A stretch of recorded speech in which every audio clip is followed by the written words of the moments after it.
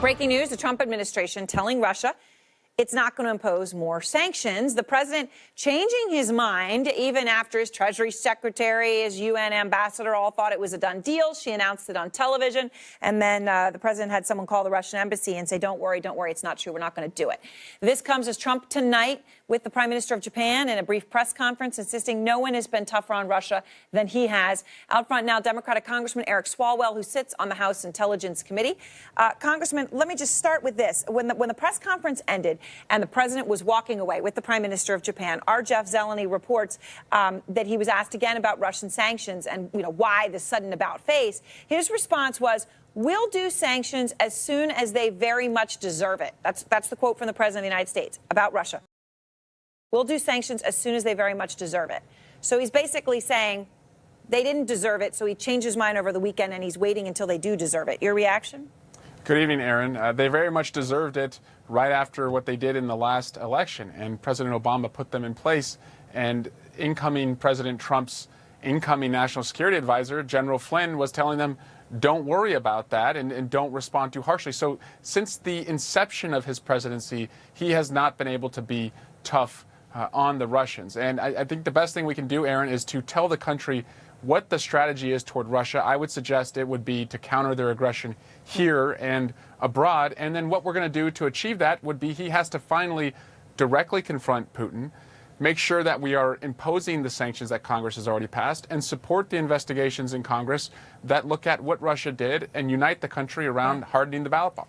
So why? I'm asking everyone this question to understand here, Congressman. He was willing to do strikes, against Syria and Bashar al-Assad, backed by the Russians, right? He was willing to drop bombs on Assad and Russia against what Russia wanted, right? And they were going to go ahead with sanctions. He said so himself when he addressed the country on Friday night. And then he changed his mind.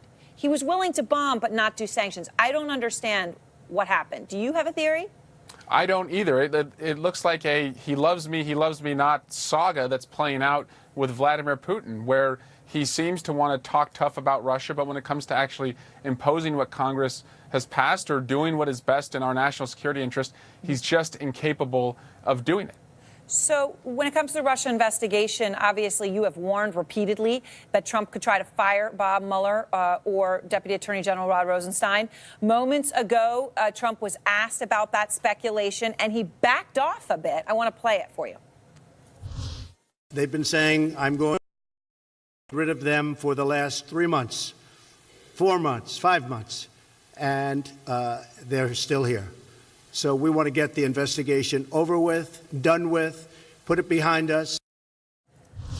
So he backed down. The other day, as we'll have to see, as he crossed his arms. Now it's sort of, they're the ones who've been leaking this. Look, they're still there. I'm not doing anything. Does that assuage your concern? No, Aaron, I don't trust him.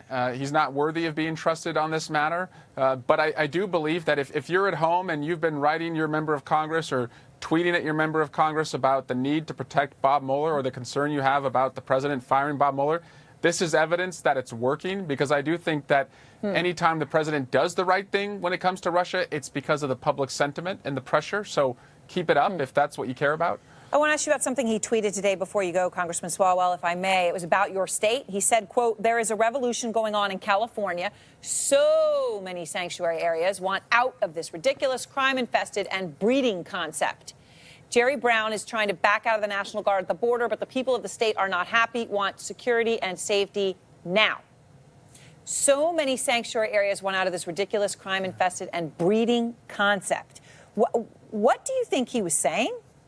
I don't know, Aaron. It seems that, again, this was just more racist rhetoric around immigrants. I was a prosecutor in Oakland, which is a sanctuary city. I'd prefer if we called them safe cities, because I think what we're trying to achieve is safety for new Americans and also the people around them who benefit when a victim of crime comes forward who is undocumented. But, we can protect the border and also protect our communities. And I think we should be clear. If you are here and you are hurting somebody, you're gone. But the 99% of the people who want to, just be a part of this American dream, we should find a pathway for them. Congressman Swalwell, thanks for your time. My pleasure. And a Navy veteran hailed a hero tonight. The amazing story of the Southwest pilot who safely landed the jet with the exploded engine.